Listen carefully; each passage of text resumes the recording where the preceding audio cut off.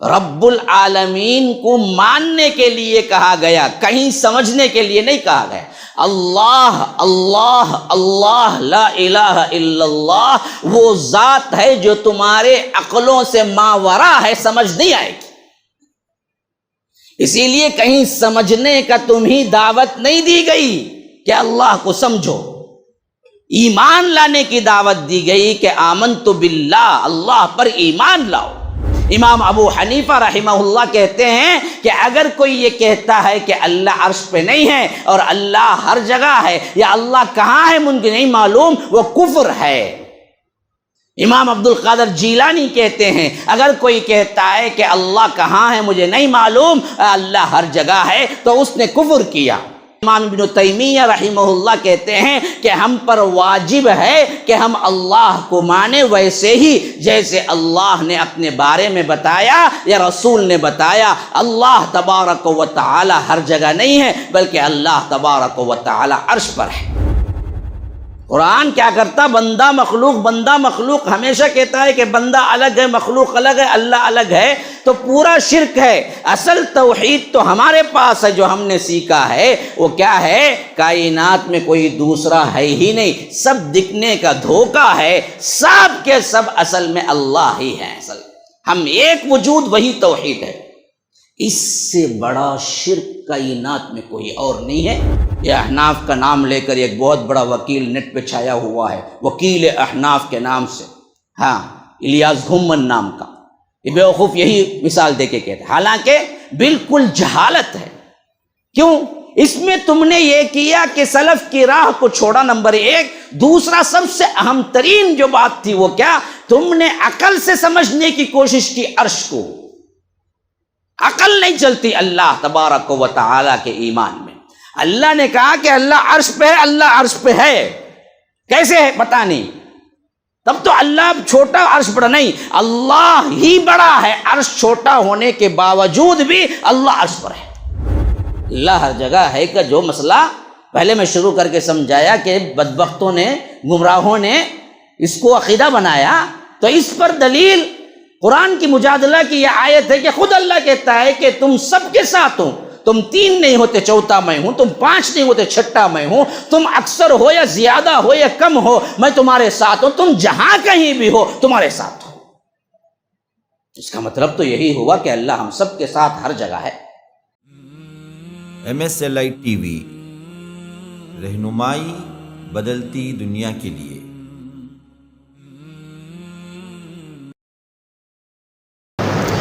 ان الحمد للہ نحمده ونستعینه ونستغفره ونؤمن به ونتوکل علیہ ونعوذ باللہ من شرور انفسنا ومن سیئات اعمالنا من يهده الله فلا مضل له ومن يضلل فلا هادي له واشهد ان لا اله الا الله وحده لا شريك له واشهد ان محمدا عبده ورسوله اما بعد فان خير الحديث كتاب الله وخير الهدي هدي محمد صلى الله عليه وسلم وشر الامور محدثاتها وكل محدثة بدعة وكل بدعة ضلالة وفي رواية وكل ضلالة في النار فأعوذ بالله السميع العليم من الشيطان الرجيم من همزه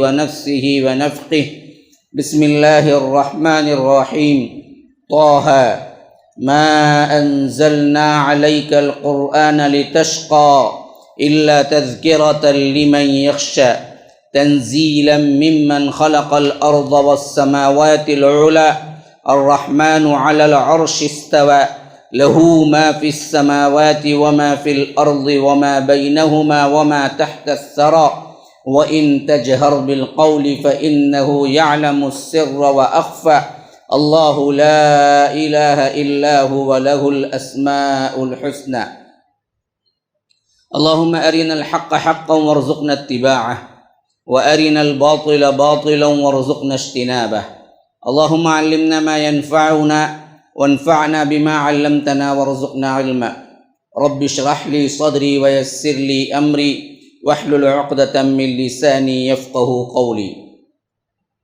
اس اللہ کے نام سے ابتدا جس کے ناموں کی کوئی انتہا ہی نہیں۔ ولو ان ما فی الارض من شجرۃ اقلام والبحر یمدہ من بعدہ سبعۃ ابحر ما نفدت کلمات اللہ۔ اس ذات اقدس پر کروڑوں درود و سلام ہوں جو تمام جہانوں کے لیے رحمت للعالمین بن کے آئے تھے۔ اللہم صلی علی محمد وعلی آل محمد کما صلیت علی ابراہیم وعلی آل ابراہیم انک حمید مجید، وبارک علی محمد وعلی آل محمد کما بارکت علی ابراہیم وعلی آل ابراہیم انک حمید مجید۔ برادران اسلام، واجب الاحترام بزرگوں، دوستوں، عزیز ساتھیوں، لائق احترام ماؤں اور بہنوں، اللہ تبارک و تعالی نے اپنا تعارف جو قرآن میں کیا اور اس کی تشریح کے اعتبار سے اللہ کے رسول صلی اللہ علیہ وسلم نے جو بیان کیا، یہ مومن کا سب سے اہم ترین سرمایہ ہے۔ اللہ کی معرفت کے نہ ہونے پر نہ کلمہ اس کے لیے ساتھ دیتا ہے، نہ اس کی نمازیں، نہ اس کی عبادت۔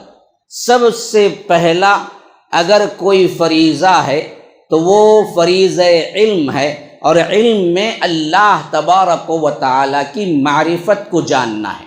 اللہ تبارک و تعالیٰ نے فرمایا سورہ محمد کی آیت صلی اللہ علیہ وسلم غالباً 18 کہ فَاعْلَمْ أَنَّهُ لَا إِلَٰهَ إِلَّا اللَّهُ۔ دیکھو، لا الہ الا اللہ جو تم کہتے ہو، لیکن جانو کہ کیا کہہ رہے ہو۔ اسی واسطے امام بخاری رحمہ اللہ نے اس آیت کو لائے ہیں اس باب کے تحت کہ ایسا باب ہے جس میں میں یہ بتانا چاہتا ہوں کہ قبل القول والعمل، کام کرنے سے، عمل کرنے سے، کہنے سے، قولی عبادت خواہ وہ دراصل آپ کی عملی عبادت، ان سب سے پہلے علم کا ہونا ضروری ہے۔ ہاں، باب العلم قبل القول والعمل، کہ ایسا باب جو میں باندھتا ہوں، جس ٹاپک کے تحت میں آپ سے بولنا چاہتا ہوں، تو کہتے ہیں کہ دیکھو، بولنے سے پہلے اور اسی طرح عمل کرنے سے پہلے علم کا ہونا ضروری ہے۔ پھر اس کے بعد دلیل کے طور پر سورہ محمد کی 18ویں آیت ذکر کیے ہیں کہ فَاعْلَمْ أَنَّهُ لَا إِلَٰهَ إِلَّا اللَّهُ۔ دیکھو، اللہ تبارک و تعالی یہاں حکم دیتا ہے کہ لا الہ الا اللہ کہنے سے پہلے جانو۔ اگر لا الہ الا اللہ بھی اقرار ہو کوئی بندے کا، لیکن اسے علم نہیں ہے کہ اللہ کون ہے، اللہ کہاں ہے، اللہ کی ملکوتیت، جبروتیت، شہنشاہیت، جباریت، قہاریت کیسی ہے، معرفت الہی کے بغیر اسلامی طور پر لا الہ الا اللہ کا کہنا بھی قابل قبول نہیں ہے۔ لیکن افسوس کی بات یہ ہے میرے مسلمان بھائیوں کہ ہمیں اللہ کی معرفت بالکل نہ ہونے کے برابر ہے۔ یہ میں طنزاً نہیں کہہ رہا ہوں، حقیقتاً درد دل کے ساتھ کہہ رہا ہوں۔ بیٹھے ہوئے افراد میں آپ کھڑا کر دیا جائے اور میں پوچھوں اللہ کی تعریف میں 2 سطریں لکھ کے بتاؤ، یا اللہ کی تعریف میں 3 منٹ بیان کرو، تو یاد رکھیے آپ کے پاس الفاظ نہیں آئیں گے کہ اللہ کون ہے، اللہ کے صفات کیا ہیں، اللہ کی ذات کہاں ہے، اللہ پر ایمان کیسے لانا ہے۔ ان چیزوں کو ہم نے بھلا دیا اور اس کے برعکس بدعات و خرافات کو ہم نے اپنے طور پر اپنا لیا، جس میں سے ایک بہت بڑی کھلی ہوئی بدعت اور شرک، اس سے بڑا شرک کوئی اور نہیں ہے۔ کائنات کا سب سے بڑا شرک وہ ہے اللہ ہر جگہ ہے۔ اللہ ہر جگہ ہے۔ اللہ کہاں ہے جی؟ بھائی اللہ تو ہر جگہ ہے نا بھائی۔ بعض لوگ بولتے ہیں اللہ کہاں ہے؟ اللہ تو ہمارے دل میں ہے بھائی۔ وہ اللہ والے بڑے ولی تھے، ان کے پاس اللہ تھا، وہ خود اللہ تھے۔ یا اللہ تبارک و تعالی ہر جگہ کا موجود ہونا، یا اللہ تبارک و تعالی کو کائنات میں ضم کر دینا، کہ کہنا کہ دیکھو بھائی جو دکھ رہا ہے اصل میں وہ اللہ ہی ہے۔ اللہ نے مخلوق کو پیدا کیا، مخلوق ہی کے اندر حلول کر گیا۔ بعضوں نے کہا کہ نہیں، یہ ایسی بات نہیں ہے، اللہ تو ہے، لیکن اللہ تبارک و تعالی اپنے بندوں میں آتا ہے، حلول کا عقیدہ. جیسے کہ منصور حلاج نے کہا تھا، صوفیوں کا بڑا شیخ اکبر لکھتے ہیں، لیکن ان بدبختوں کو پتہ نہیں اس کا کفریہ عقیدہ. اس نے کہا کہ ما فی جبتی الا اللہ، میرے جبے کے اندر سوائے اللہ کے کچھ نہیں ہے، میں جو ہوں وہ خود اللہ ہے. ایسے ہی قریب کے بڑے بڑے علماء جو کہ عقائد میں گمراہ ہوئے، انہوں نے کہا کہ میں ہی اللہ ہوں، انا الحق، میں ہی اللہ ہوں. کبھی کبھی میں اللہ کو نماز پڑھتا ہوں اور اللہ مجھے نماز پڑھتا ہے. جیسا کہ حکیم الامت کے نام سے مشہور ہیں، نام آپ کے لیے بالکل حیرانی میں ڈال دے گا. مولانا اشرف علی تھانوی کی کتابیں، وہ زمانے میں سب سے پہلے نکاح ہوتا ہے تو جہیز سے بھی پہلے ان کی کتاب بہشتی زیور جاتی تھی. اسی بہشتی زیور کے مصنف کہتے ہیں کہ کبھی میں اللہ کو نماز پڑھتا ہوں، کبھی اللہ میرے لیے نماز پڑھتا ہے، کیونکہ میرے اندر بھی اللہ ہے اور اللہ بھی اللہ ہے، تو یہ آپس میں ملتے جلتے ہیں. اور بعض صوفیوں کا عقیدہ تو یہ ہو گیا کہ دیکھو بھائی، اصل میں یہ جسم کی جتنی حاجتیں ہیں، ان حاجتوں کو اگر آپ مبرہ کر دیں، ان حاجتوں کو آپ ریاضت کے ذریعے، آپ چلہ کشی کے ذریعے، غاروں کے ذریعے اور اپنے آپ کو نفس میں کنٹرول کے ذریعے اگر اپنے آپ کو بڑھاتے جائیں، اللہ کے خاص ولی بن جائیں، تو پھر تو اللہ اور آپ دونوں ایک ہو جاتے ہیں، پھر کوئی فرق ہی نہیں رہتا. اور اصل ترین شرک تو یہ ہے، اب دیکھو ذرا غور کرو، اللہ تعالیٰ سمجھ کی توفیق دے. بڑا گہرا جملہ ہے جو ان بدبختوں نے کہا کہ اصل ترین شرک تو یہ ہے کہ تم کہو کہ اللہ اور ہے، بندہ اور ہے. اصل توحید تو یہ ہے کہ تم کہو کہ اللہ، مخلوق، کائنات سب ایک ہی ہیں، وہی توحید ہے. اور فرمایا کہ قرآن میں پورا کا پورا شرک ہے. قرآن کیا کرتا؟ بندہ مخلوق ہمیشہ کہتا ہے کہ بندہ الگ ہے، مخلوق الگ ہے، اللہ الگ ہے، تو پورا شرک ہے. اصل توحید تو ہمارے پاس ہے، جو ہم نے سیکھا ہے وہ کیا ہے؟ کائنات میں کوئی دوسرا ہے ہی نہیں، سب دکھنے کا دھوکہ ہے، سب کے سب اصل میں اللہ ہی ہیں. اصل ہم ایک وجود، وہی توحید ہے. اس سے بڑا شرک کائنات میں کوئی اور نہیں ہے، جو امت کے اندر ان صوفیوں کے ذریعے ایسے داخل ہوا ہم کو پتہ بھی نہ چلا. اللہ کی قسم، عیسائیوں نے اللہ کو ہر جگہ نہیں مانا. انہوں نے کہا کہ 3 ٹکڑے ہیں، ثالث ثلاثہ، اللہ تینوں میں کا ایک ہے. یا تو مریم میں کچھ اللہ ہے، یا تو عیسیٰ میں، یا تو اللہ کا ایک ٹکڑا، 3 بنا دیا، اللہ، مریم اور عیسیٰ. بعضوں نے کہا کہ نہیں، اللہ روح الامین، یا اللہ تبارک و تعالی جبرائیل امین اور عیسیٰ. اللہ نے اسی کے لیے فرمایا لقد کفر الذین قالوا ان اللہ ثالث ثلاثہ. تحقیق کہ ان لوگوں نے کفر کیا، تحقیق کہ وہ لوگ کافر ہو گئے جنہوں نے کہا کہ اللہ 3 ہے، ہاں، یا تینوں میں کا کوئی ایک ہے، ثالث ثلاثہ. اور اس سلسلے میں فرمایا سورہ مریم کے آخری آیات میں وَقَالُوا اتَّخَذَ الرَّحْمَنُ وَلَدًا. یہ بدبخت لوگ کہتے ہیں کہ اللہ کو بیٹا ہے. تَكَادُ السَّمَاوَاتُ يَتَفَطَّرْنَ مِنْهُ وَتَنشَقُّ الْأَرْضُ وَتَخِرُّ الْجِبَالُ هَدًّا أَن دَعَوْا لِلرَّحْمَنِ وَلَدًا.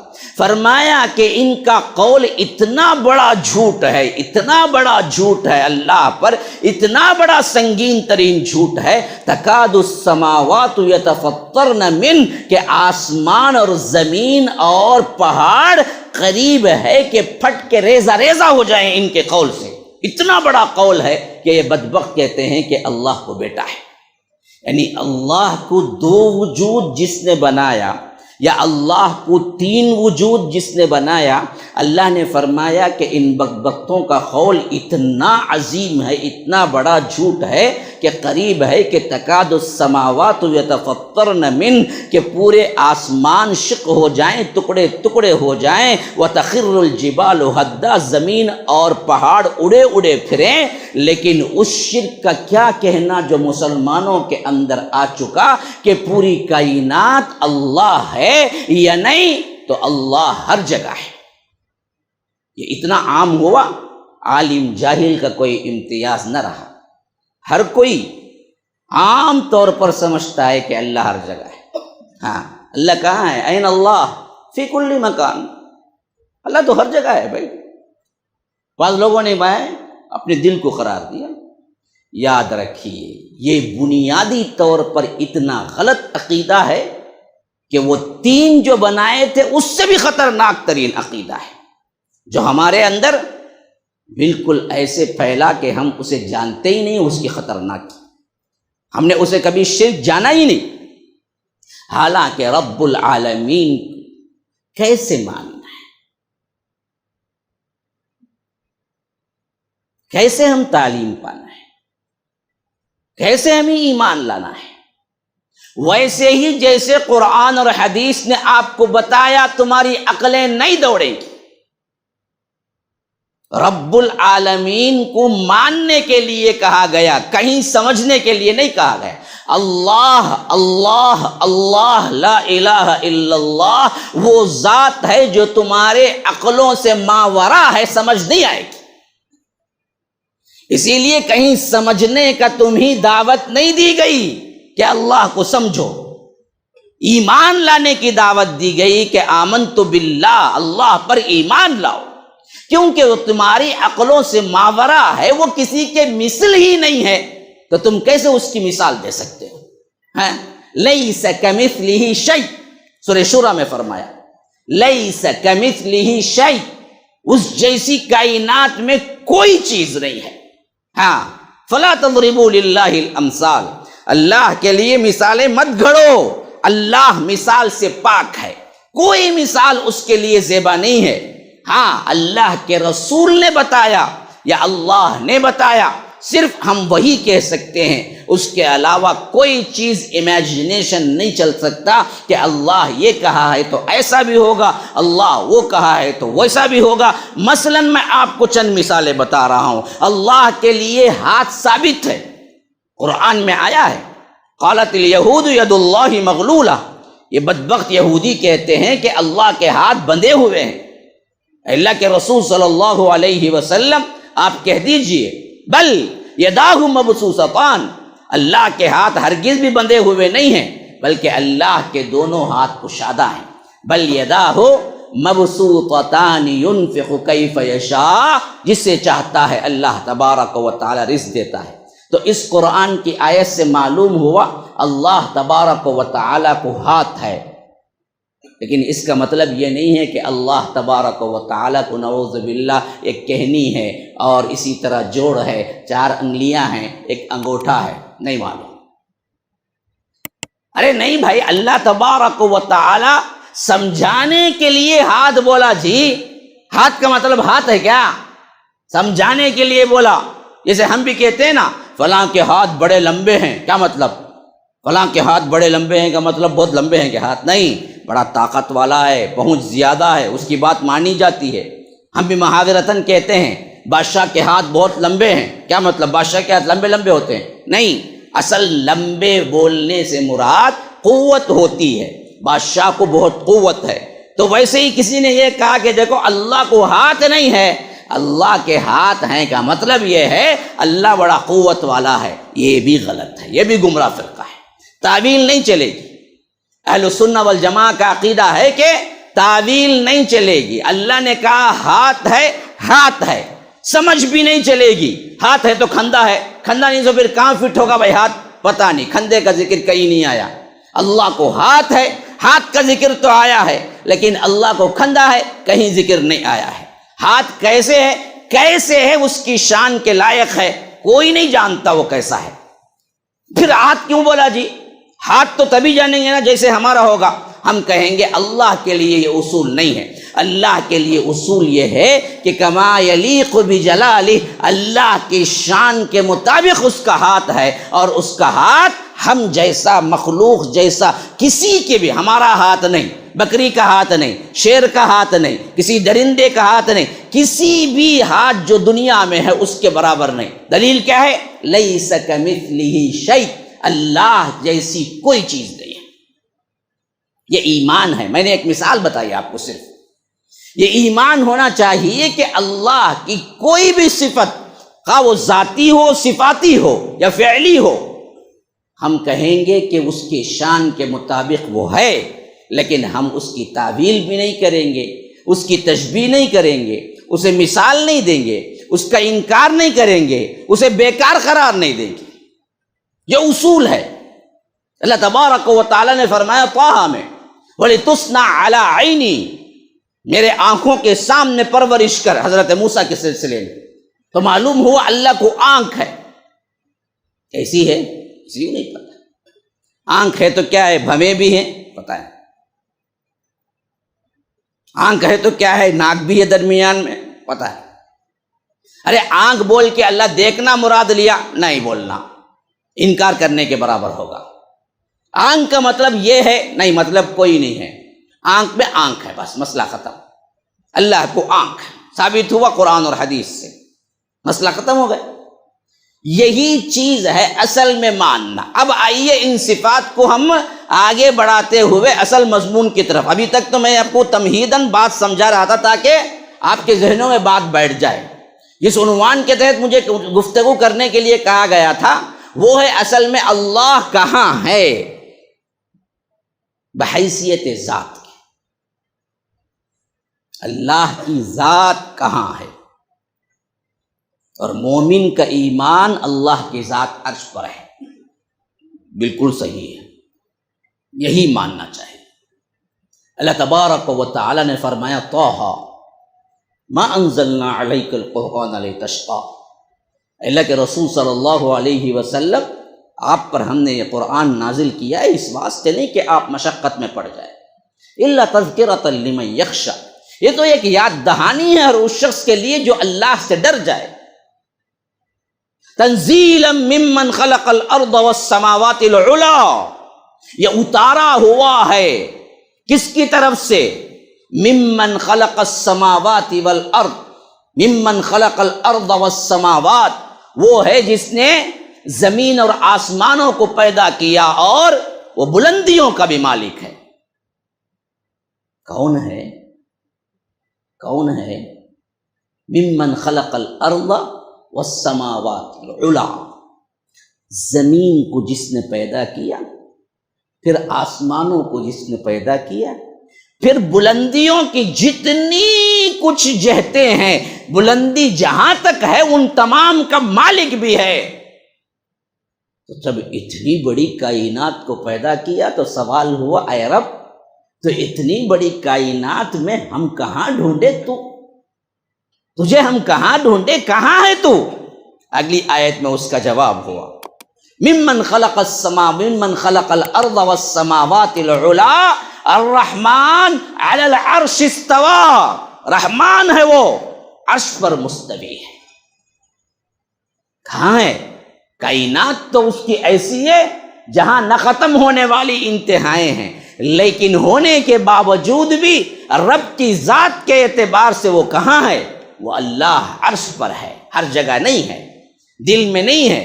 تمہارا دل اتنا بڑا نہیں ہے کہ رب اے نعوذ باللہ پھٹ کے کیا ہے ریزہ ریزہ ہو جائے گا۔ اللہ تبارک و تعالی عرش پر مستوی ہے، یہی عقیدہ ہے۔ اور یہ عرش کیسے ہے؟ ایک حدیث میں امام محمد بن عبد الوہاب اپنی کتاب میں لائے ہیں، وہ حدیث جو کہ رب العالمین کی شان میں بڑی بڑی بڑی بہت بہترین ہے۔ فرمایا کہ اللہ تبارک و تعالی کے سلسلے میں کہ زمین اور آسمان کے درمیان کا فاصلہ تم کو معلوم ہے؟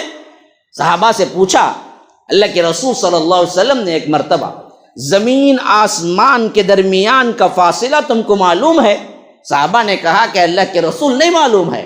کہا کہ 500 سال کی مسافت، 500 سال ایک مسافر دوڑتا رہے، خواہ وہ کیا ہے گھوڑے پہ رہے یا کوئی اور سوار، تو 500 سال کی مسافت پر آسمان ہے پہلا، اور اس کے بعد کا دوسرا آسمان بھی 500 سال کی مسافت ہے، تیسرا بھی 500، چوتھا بھی 500، پانچواں بھی 500، چھٹا بھی 500، ساتواں بھی 500۔ ان 500 سالہ ایک ایک آسمان کے درمیان جو فاصلہ ہے، صرف اتنا نہیں ہے، اس کی موٹائی بھی 500، ایک آسمان کی موٹائی ایک جگہ سے دوسری جگہ تک کتنا موٹا ہے؟ فرمایا وہ بھی 500، وہ بھی 500 سال کی مسافت، موٹائی 500۔ 7 آسمانوں کے اوپر اللہ ہے؟ نہیں، 7 آسمانوں کے اوپر ایک سمندر ہے، اس کی گہرائی کتنی؟ وہ بھی 500 سال کی مسافت پر وہ گہرا ہے وہ سمندر۔ اس سمندر پر عرش ہے، عرش پر اللہ ہے۔ اتنا بلند ہوتے ہوئے اللہ کی ذات اور صفات کے اعتبار سے اللہ تبارک و تعالی ہر چیز کو دیکھ رہا ہے۔ ذات وہاں ہے لیکن اللہ قادر ہے، ہر چیز کو دیکھ رہا ہے۔ تمہارے ہتھیلی میں سکے کو دیکھنے میں کبھی پریشانی ہوگی لیکن اللہ کو کائنات کا ذرہ ذرہ دیکھنے میں کبھی کوئی پریشانی نہیں ہے۔ حالانکہ ہے 7 آسمانوں کے اوپر دریا، دریا کے اوپر عرش، عرش کے اوپر اللہ، اور یہ اللہ بھی دراصل کرسی ہے، کرسی پر عرش ہے، عرش پہ اللہ ہے۔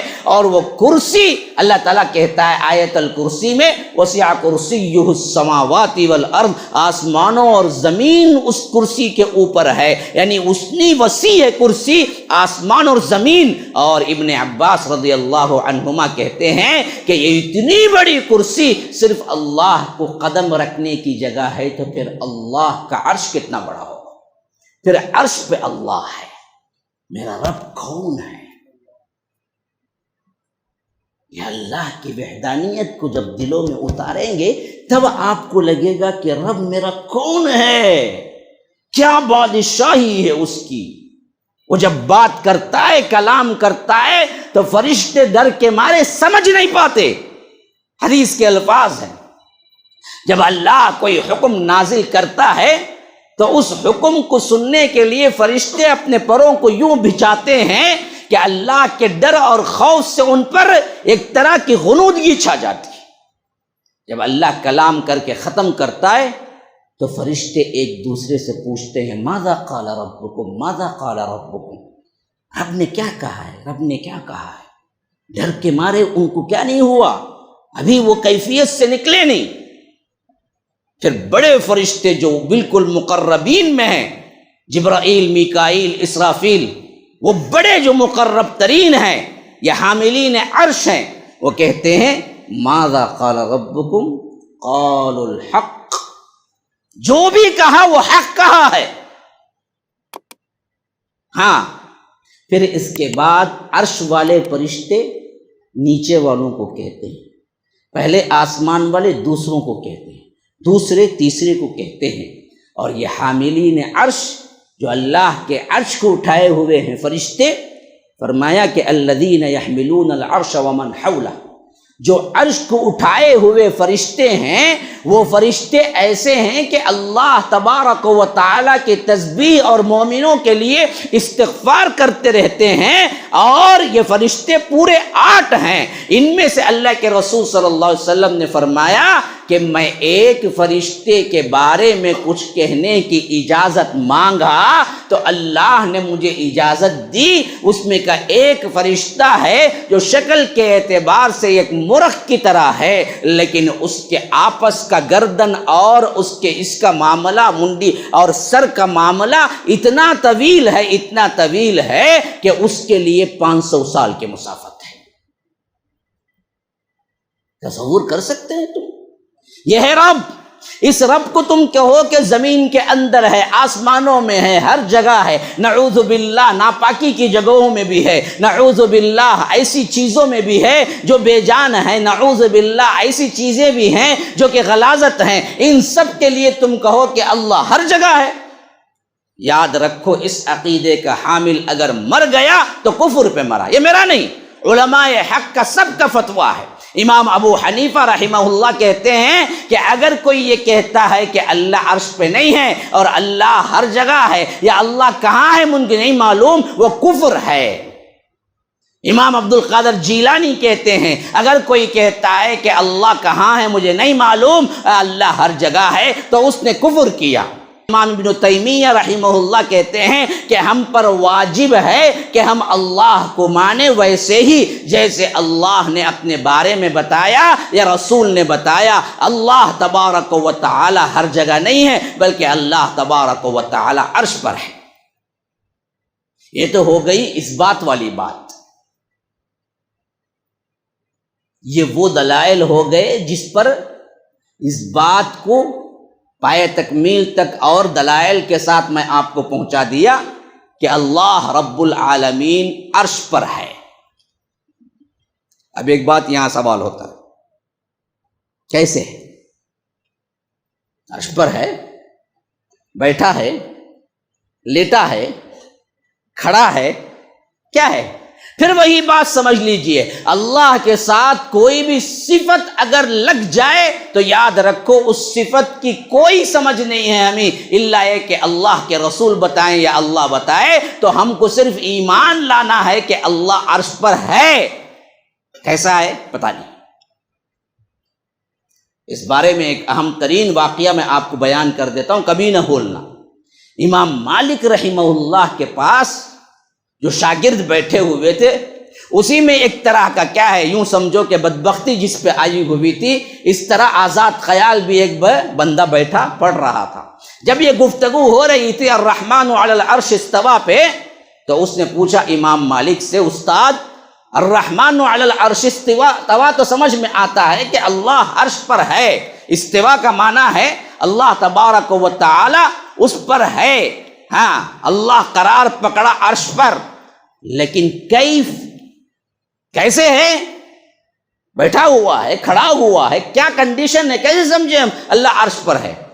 تو امام مالک رحمہ اللہ کو اتنا غصہ آیا، انہوں نے کہا کہ پہلے اس بندے کو باہر نکالو، اس بدعتی کو مجلس سے باہر کرو میرے۔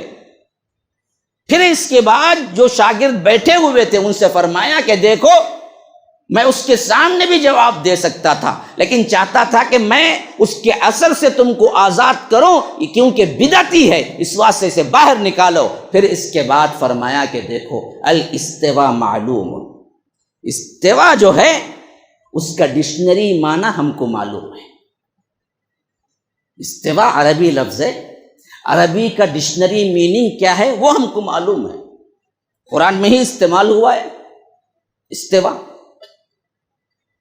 حضرت نوح علیہ السلام نے جب طوفان شروع ہوا تو اللہ نے اس سے پہلے ہی کہہ دیا تھا کہ کشتی بناؤ، کشتی بنائے۔ جب تنور میں سے دھواں نکلا، پھر اس کے بعد وہاں سے بارش شروع ہو گئی، پانی نکلنا شروع ہوا، تو اللہ تبارک و تعالیٰ نے فرمایا کہ کشتی میں لو مسلمانوں کو اور ایک ایک جوڑا جو بھی کیا ہیں پرندے اور جانوروں کا ہے ان سب کو لے لو۔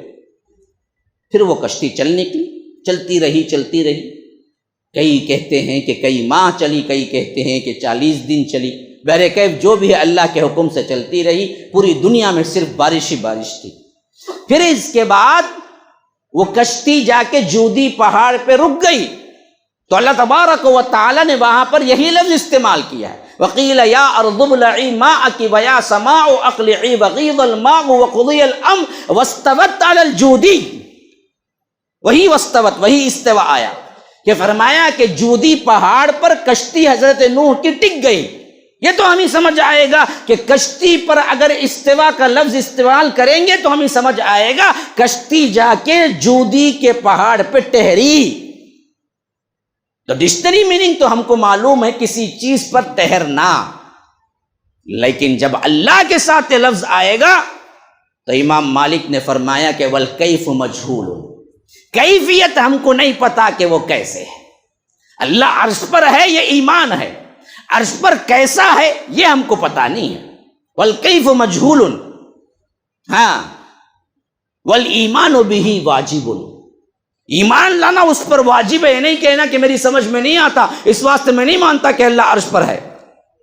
اللہ وہ ہے کہاں ہے ہم کو نہیں پتا۔ بعض لوگ جو اہم ترین اشاعری ہیں یا آ کر علماء احناف میں سے لفظ دیوبند کا تو استعمال کرتے ہیں، لیکن عقائد میں اشعری ہیں، ان بدبختوں نے کیا کیا، صاف کہہ دیا کہ بھائی ہماری سمجھ میں نہیں آتا اللہ اگر کہاں ہے، عرش پر ہے۔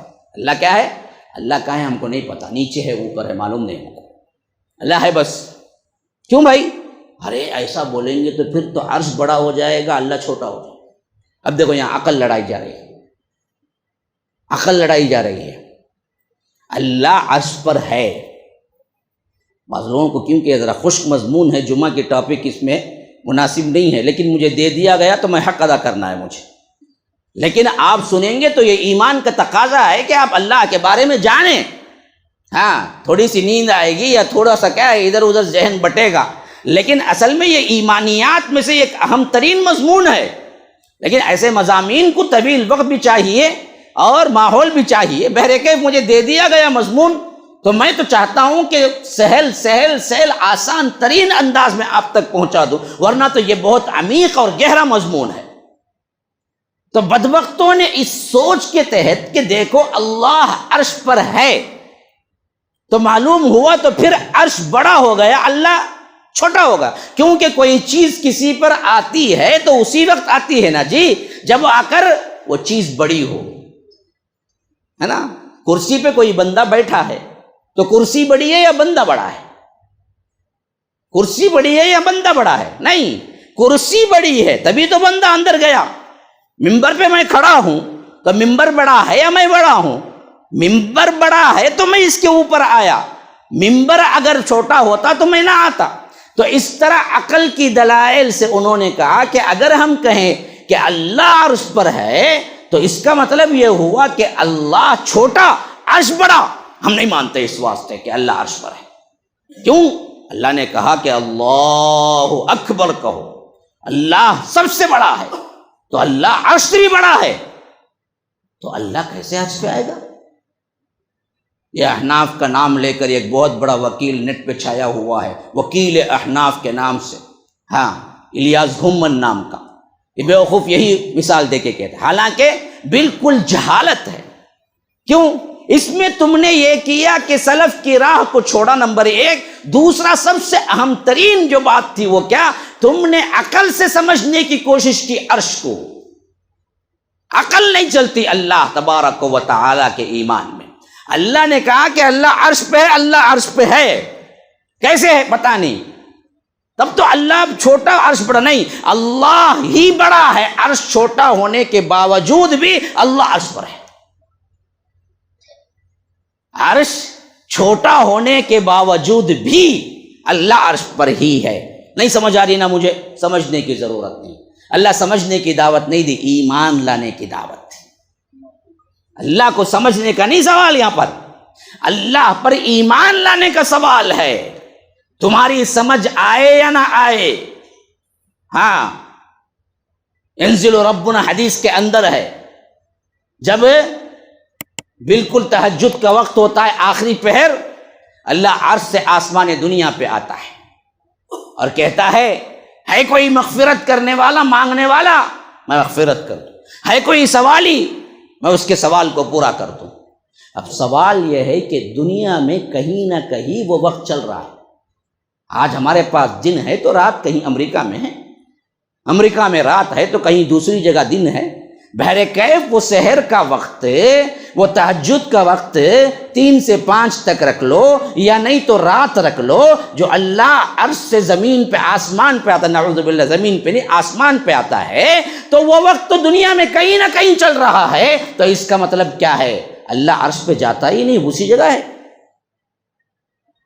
اب یہ کیسے سمجھیں گے؟ اللہ عرش پر سے آسمان دنیا پہ آتا ہے. جب آسمان دنیا پہ ہوتا ہے تو کیا عرش خالی ہوتا ہے؟ ہمیں نہیں معلوم. اللہ عرش پر ہوتے ہوئے آسمان دنیا میں ہوتا ہے، آسمان دنیا میں ہوتے ہوئے عرش. ہمارا آنا جانا اس بات کا غماز ہے کہ میں اگر ممبر سے نیچے اتر جاؤں تو ممبر پہ نہیں رہوں گا، ممبر پہ رہوں گا تو نیچے نہیں رہوں گا. یہ میرا آنا جانا ہے. رب کا آنا جانا ہمارے آنے جانے جیسا نہیں ہے. کیوں؟ وَلَيْسَ كَمِثْلِهِ شَيْءٌ، اس مثال کی کوئی چیز ہے ہی نہیں. ایمان لاؤ اللہ عرش پر ہے، اللہ آسمان دنیا پہ آتا ہے آخری پہر. یہی ایمان ہے. اسی لیے امام مالک نے فرمایا کہ وہ سوال عنہ بدعۃ، اس پر سوال کرنا بدعت ہے. مجھے سمجھ میں نہیں آیا مولوی صاحب. یہی انکار ہے ان لوگوں کا بھی جو کہتے ہیں کہ اگر ہم اللہ کو عرش پہ مان لیں تو عرش بڑا اللہ چھوٹا ہو جائے گا. ہماری سمجھ میں یہ نہیں آتا، اس واسطے ہم کہیں گے اللہ عرش پہ نہیں ہے. تو سوال یہ ہے کہ امام مالک نے پہلے ہی فرما دیا ان چیزوں پہ سوال کرنا بدعت ہے، جیسے آیا ویسے سمجھ. اب آخری دو باتیں، پتہ نہیں آپ لوگوں کے اندر سکت ہوگی یا نہیں. جمعہ کا خطبہ ویسے بھی ذرا تنگ ہوتا ہے، لوگ پہلے دیکھتے ہیں کب ختم کریں کب جائیں. ایسے ماحول میں بات کو سمجھنے میں انسان وقت نہیں لگاتا. ایک دو باتیں اور سمجھ لیجئے اس عقیدے پر جو لوگ گمراہ ہوئے انہوں نے کیسے دلائل پکڑے. جب ہم یہ بات مان لیں لیکن اللہ ہر جگہ ہے تو اس کے لیے بھی کچھ قرآنی آیات ان لوگوں نے ڈھونڈ نکالی اور اس میں سے غلط معنی لے لیے. پہلی آیت سورہ مجادلہ کی ہے کہ رب العالمین فرماتا ہے ما یکون من نجوی ثلاثۃ. یہ بہت اہم ترین بات ہے، ان بدبختوں نے اس کا غلط معنی پہنا ہے. فرمایا ما یکون من نجوی ثلاثۃ الا هو رابعهم ولا خمسۃ الا هو سادسهم ولا ادنى من ذلك ولا اکثر الا هو معهم اینما كانوا. دیکھو تم تین نہیں ہوتے چوتھا میں ہوں تمہارے ساتھ. اللہ کہتا ہے ما یکون من نجوی ثلاثۃ الا هو رابعهم، تم تین نہیں ہوتے چوتھا میں ہوتا ہوں.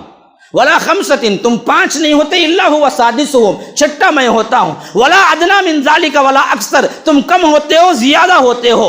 الا هو معهم اینما كانوا، میں تمہارے ہی ساتھ رہتا ہوں جہاں کہیں بھی تم ہو. اس میں تو صاف ظاہر ہے اللہ ہر جگہ ہے.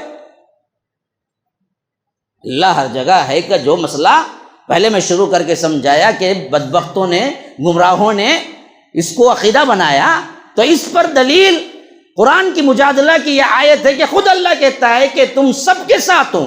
تم تین نہیں ہوتے چوتھا میں ہوں، تم پانچ نہیں ہوتے چھٹا میں ہوں، تم اکثر ہو یا زیادہ ہو یا کم ہو میں تمہارے ساتھ ہوں. تم جہاں کہیں بھی ہو تمہارے ساتھ ہو.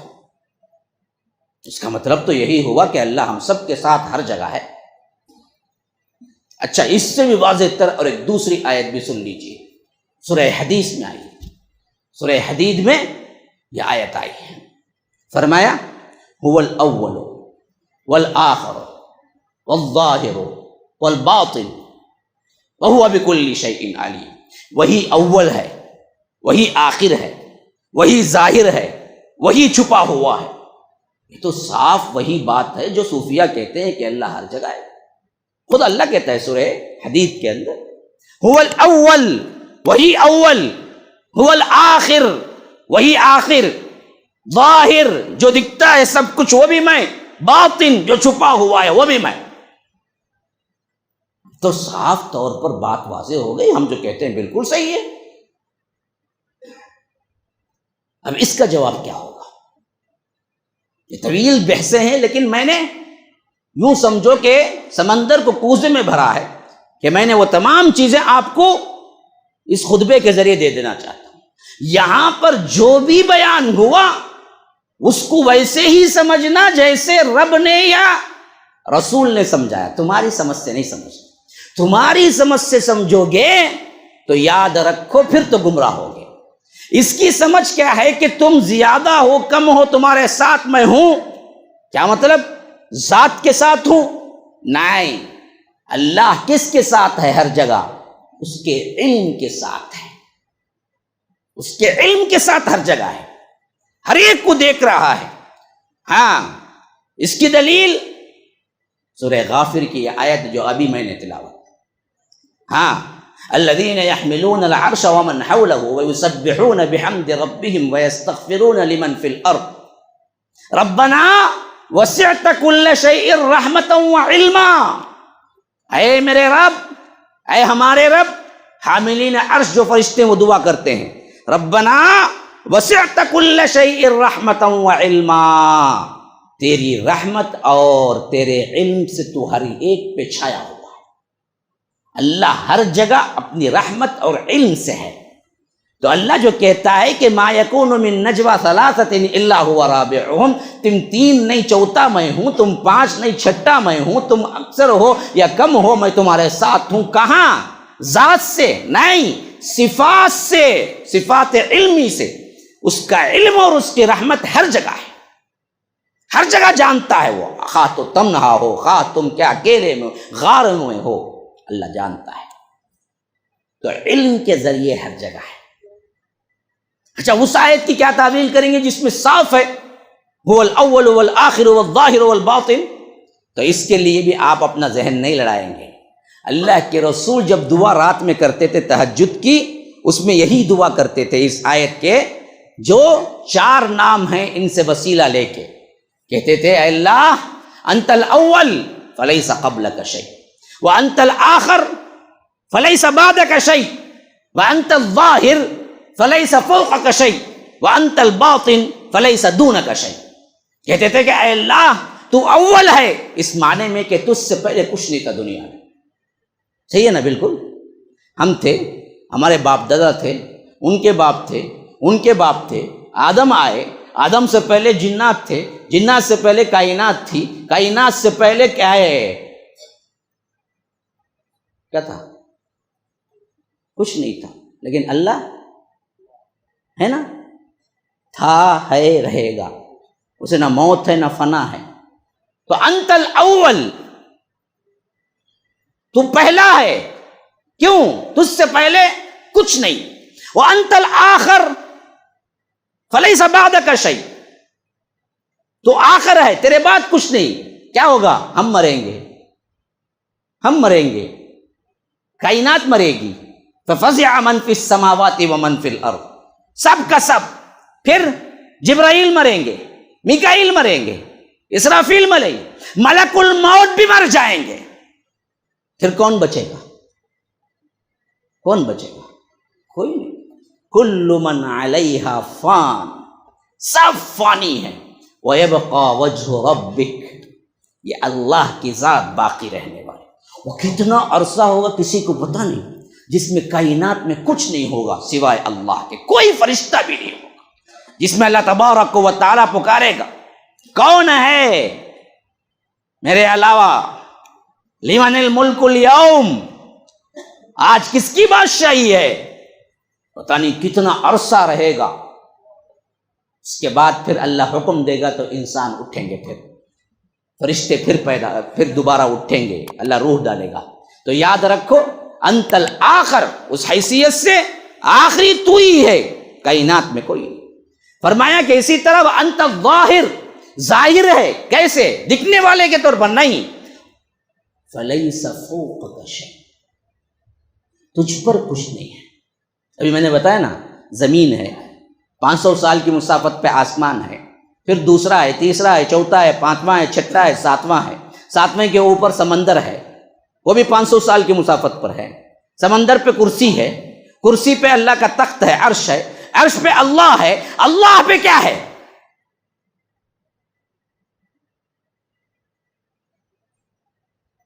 فوق، اس پر کچھ نہیں ہے۔ وَأَنْتَ الظَّاهِرُ فَلَيْسَ فَوْقَكَ شَيْءٌ وَأَنْتَ الْبَاطِنُ فَلَيْسَ دُونَكَ شَيْءٌ۔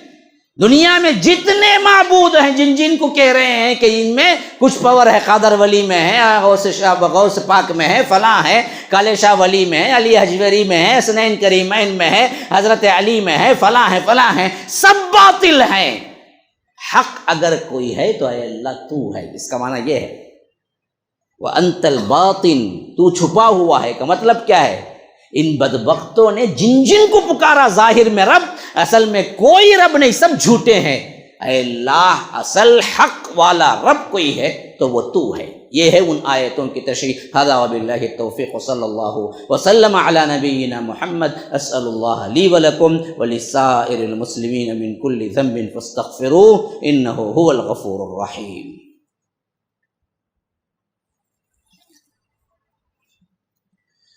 الحمد لله حمدا كثيرا كما أمر، وأشهد أن لا إله إلا الله وحده لا شريك له إدغاما لمن جحد به وكفر، وصلى الله وسلم على نبينا محمد. فأعوذ بالله السميع العليم من الشيطان الرجيم من همزه ونفسه ونفخه.